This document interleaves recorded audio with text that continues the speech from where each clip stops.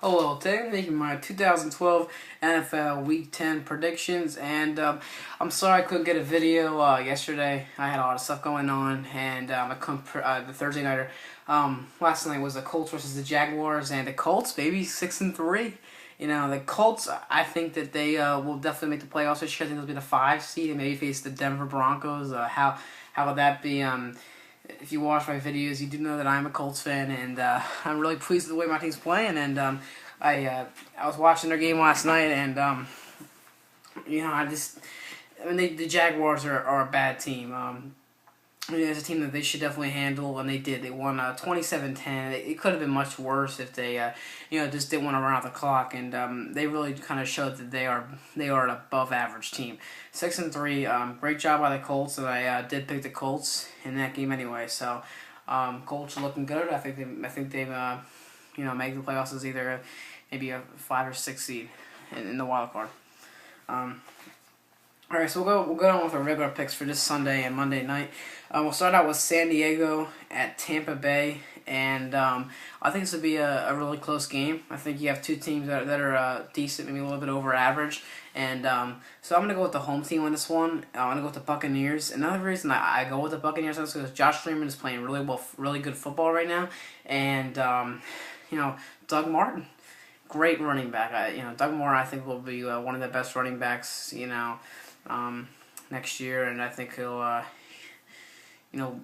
a great career. And another thing is tough for the San Diego Chargers to travel over into the Eastern time zone, the 1 o'clock time, and so that's tough. For being out west, it'll be 10 o'clock. To people out west, so I gotta go with the Buccaneers on this one. Next game is the Tennessee Titans at the Miami Dolphins, and Dolphins had a tough loss to the Colts on Sunday night, or not Sunday night, Sunday, and they lost 23-20. They played pretty well, and I think they're a pretty good team. They're 4-4. They're facing the 3-6 Titans team. It's very good. I'll go with the Dolphins, especially being at home on this one. Next game is Buffalo at New England, and in my opinion, I think New England definitely wins this game. Buffalo will play this game at New England, and then they'll have to travel to Miami. No, I'm not sure. And then they'll come back home and face Miami on Thursday night. So like a short week, and it's just not being a very good season for this Buffalo team. Their defense is pretty terrible. I think Tom Brady will tear them up. Next game is Oakland at Baltimore. I think this will actually be a really good game. The Ravens just don't look anything like they did with Ray Lewis. They look totally different, and in my opinion, Joe Flacco hasn't proven anything that he can carry a team on his shoulders because the Ravens have always relied on defense, and now they're more of an offensive type of team. They're going to have to be an offensive type of team to have a good season. And in my opinion, I don't see Joe Flacco really displaying too many good. He's just not playing too well, and I don't think that he'll be able to carry the team. But I think that Baltimore will win this game.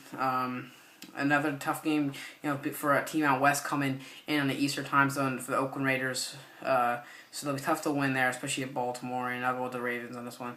Next game is the Denver Broncos at the Carolina Panthers, and I don't care what time zone the Denver Broncos play on. They play at Carolina at 1 o'clock, which would be 10 o'clock, of course, at West. And when you got Peyton Manning, you always have a good chance to win, in my opinion. I'll go with the Broncos on this one.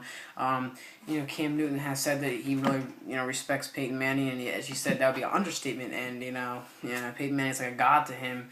I think that's kind of what he said there.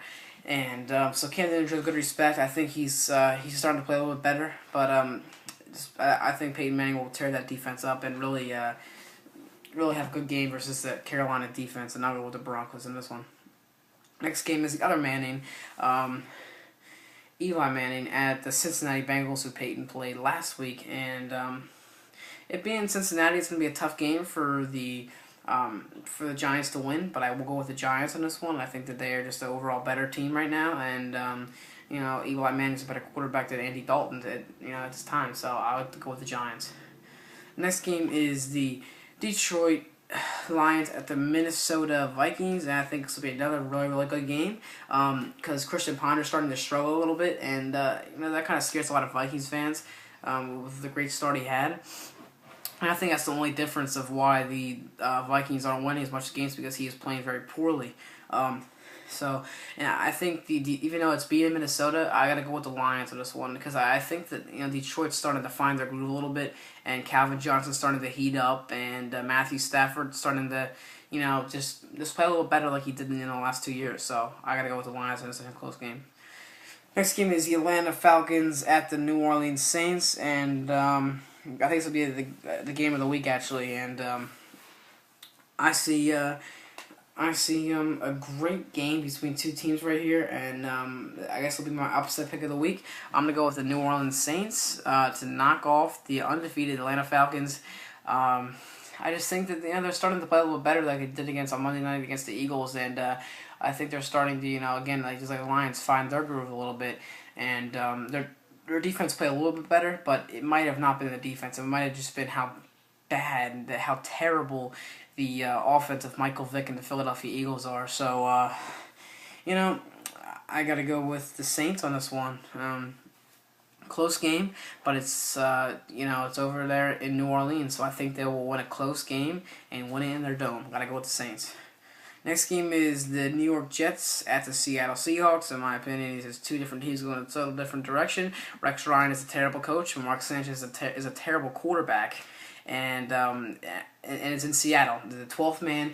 And for anything, Seattle's going to keep improving to get better, and maybe find a wild card spot. And I love Russell Wilson. I think he's a great wide receiver. I think they have some weapons around him with a good running back and a great defense. I see this team improving every game they play, and I would definitely go with Seattle on this one. I see the Jets as a very, very bad team. Not the worst, but I consider them in. I actually put them like 27th in my power rankings, so very low.